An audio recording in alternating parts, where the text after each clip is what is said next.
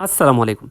SR-72 the son of Blackbird पहली बार 2007 में advance development programmes की रिपोर्ट में बताया गया कि आवाज़ की रफ्तार से 6 गुना ज़्यादा परवास करने के काबिल हवाई जहाज़ को तैयार किया जा रहा है। मैक 6 यानी 4000 माइल्स पर हावर की रफ्तार से परवास कर सकता है। SR-71 से तकरीबन दुगना तेज़।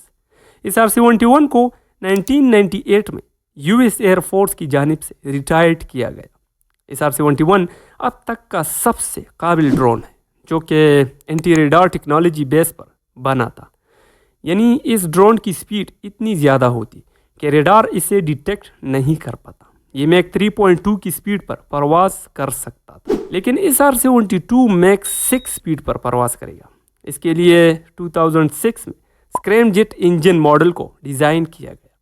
SR-72 air breathing propulsion system के तहत ये ड्रोन सबसोनिक, ट्रांसोनिक, सुपरसोनिक और हाइपरसोनिक रफ्तार से काम कर सकता और मैक 2.2 पर बेहतरीन परफॉर्म कर सकता है। सबसोनिक, ट्रांसोनिक, सुपरसोनिक और हाइपरसोनिक की मुख्तसर डिटेल्स मैंने पिछली वीडियो में दी थी, आप जाकर देख सकते हैं। स्क्रैमजेट्स इंजन जो कि असल में रैमजेट इंजन्स का मॉडिफाइड वर्जन है, 0.5 मैक पर पुअरली, मैक 3 पर इम्प्रेसिव और मैक 6 रफ्तार पर कारकर्दगी दिखा सकता है। SR-72 में एक turbine based combined cycle system लगाया जाएगा, यानी इसके इंजन में टरबाइन इंजन लो स्पीड पर और स्क्रैमजेट इंजन हाई स्पीड के लिए इस्तेमाल किया जाएगा।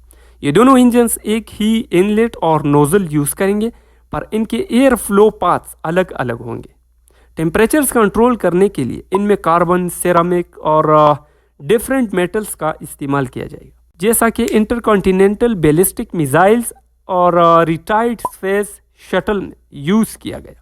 SR-71 के इंजन्स को लो स्पीड रैमजेट्स पर शिफ्ट किया गया। प्रोटोटाइप 2013 में एक जर्नल में एक आर्टिकल पब्लिश हुआ जिसमें कंपनी ने बताया कि वो जल्द SR-72 का एक प्रोटोटाइप यानी इसका एक मॉडल टेस्ट के लिए लॉन्च करेंगे।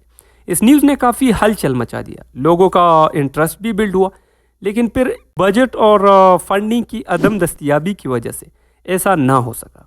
फिर 2018 में लॉकहीड मार्टिन कंपनी ने इतला दी कि SR-72 का एक प्रोटोटाइप 2025 में रिलीज़ किया जाएगा और 2013 तक इसे ऑफिशियली लॉन्च कर दिया जाएगा। लॉकहीड मार्टिन एक अमेरिकन कंपनी है। इसकी फॉर्मेशन 1995 में हुई।